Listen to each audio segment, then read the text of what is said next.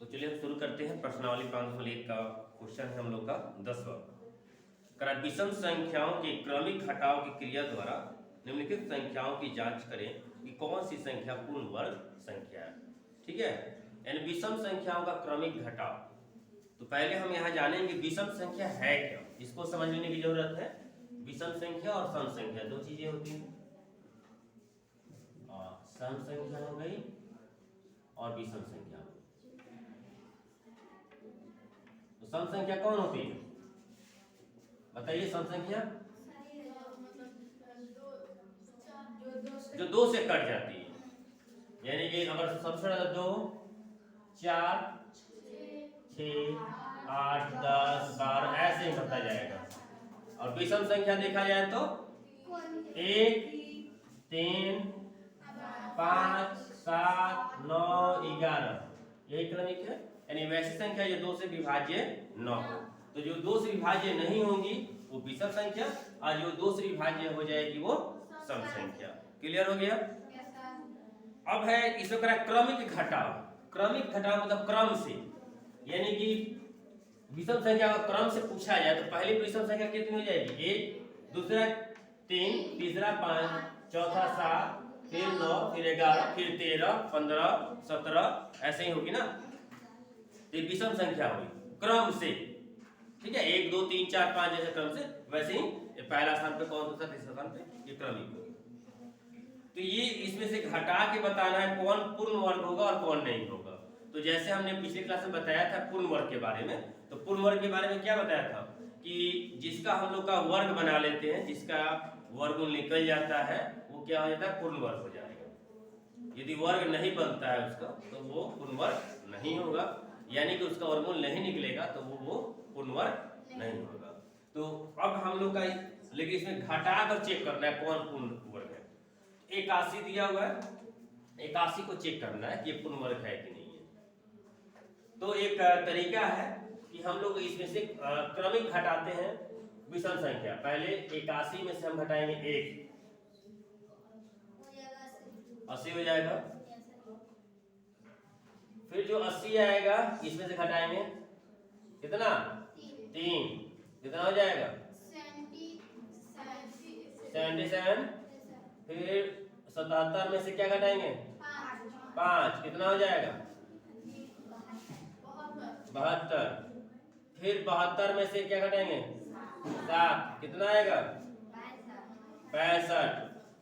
फिर 65 में से 9 घटाएंगे, कितना आएगा,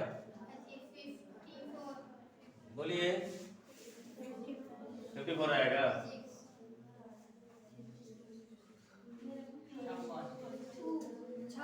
छप्पन। फिर 56 में से कितना घटाएंगे 11, कितना आएगा, जल्दी बोलो 44 आएगा। 45, 45 में सब क्या घटाएंगे 13, कितना आएगा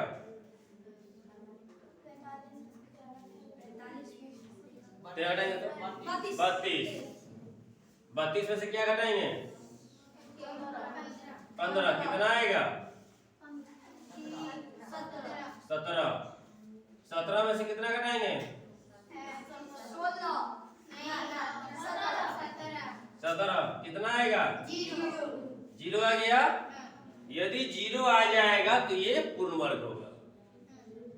तो आप लिख देंगे 0 आ गया, अतः आप लिख लीजिए, नीचे लिख लीजिएगा, आप लिख देना वहीं पे, अतः 81 पूर्ण वर्ग संख्या है। समझ में आ गया। क्रमिक घटाव करके हम लोग चेक कर सकते हैं। यदि नहीं आया शून्य तो नहीं, शून्य आया तो पूर्ण वर्ग नहीं होगा। समझ में आ गया। चलो उतार लो इसको।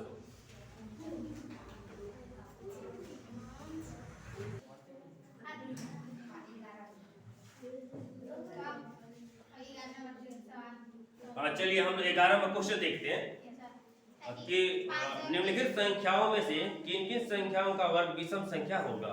ये हमें बताना है, ये बताना है आपको कौन विषम संख्या का वर्ग है।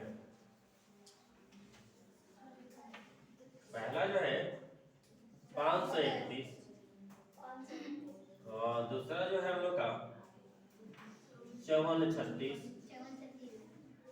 तीसरा जो है 3249 और चौथा है 820004।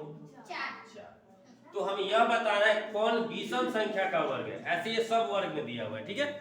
तो हमें केवल ये बताना है कौन विषम संख्या का और कौन सम संख्या का। लेकिन सवाल केवल पूछ रहा है विषम संख्या का वर्ग।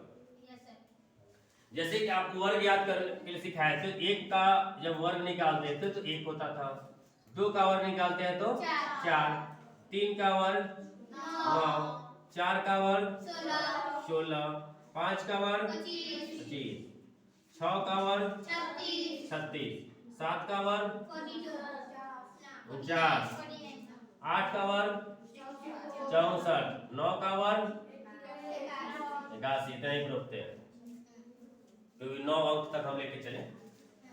तो एक चीज आप लोग यहाँ पे देख रहे होंगे, अंक जो हम लोग का वर्ग आ रहा है, तो एक विषम संख्या है आपका, यह विषम संख्या लिख दे रहे हैं यहाँ पे, ये विषम, ये भी विषम, ये विषम, ये भी विषम और ये भी विषम। ये आप लोग देख रहे हैं सभी विषम संख्या, और बाकी जो बच गया वो सम संख्या। तो अब विषम संख्या में देख रहे हैं एक का वर्ग आप ज्ञात किए, एक आया, एक क्या है विषम संख्या। फिर यहाँ विषम पर विचार कर रहे हैं लोग, विषम संख्या 3 है, 3 का वर्ग 9 आया, 9 क्या है 5 का वर्ग निकाले कितना आया 25 क्या है विषम संख्या। 7 का वर्ग निकाले 49 विषम संख्या। 9 का स्क्वायर निकाले विषम संख्या 81 जो है। तो आप देख रहे हैं कि विषम संख्या का वर्ग विषम संख्या आया। अब सम संख्या का वर्ग देखिए, 2 का स्क्वायर करेंगे 4 आया, 4 क्या है सम संख्या। 4 का स्क्वायर करेंगे 16, 16 क्या है सम संख्या। 6 का स्क्वायर 36, तो ये क्या है सम संख्या है। 8 का स्क्वायर 64, तो 64 क्या है सम संख्या। आप कहेंगे सर कैसे बड़ा अंक होगा, तो लास्ट अंक देखिए 6 क्या है, 6 तो मालूम है विषम संख्या है, इसमें 6 देखिए क्या है सम संख्या। 4 सम संख्या, 4 सम संख्या, लेकिन लास्ट में देखिए ये 5 विषम संख्या, 9 विषम संख्या, 1 विषम संख्या। तो ये ट्रिक का मालूम चल गया, यानी कि जब भी सम संख्या का वर्ग होगा तो सम ही होगा, विषम संख्या का वर्ग जब भी होगा विषम संख्या होगा। तो अब इसको बिना हल किए कैसे पता चलेगा। तो आप देख रहे हैं कि लास्ट में इसका अंक क्या है 1 है, और 1 क्या है विषम संख्या है, तो ये किसका वर्ग होगा विषम संख्या का वर्ग। यहाँ लिख सकते हैं इकाई का अंक, ये इकाई होता है ना, इकाई का अंक बराबर 1 जो कि विषम है, विषम संख्या है ना। अतः 531 विषम संख्या, विषम संख्या का वर्ग है।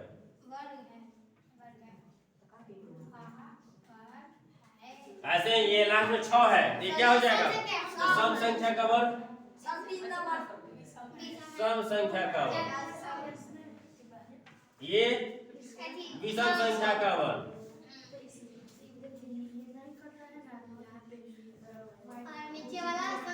ये सम संख्या का वर्ग।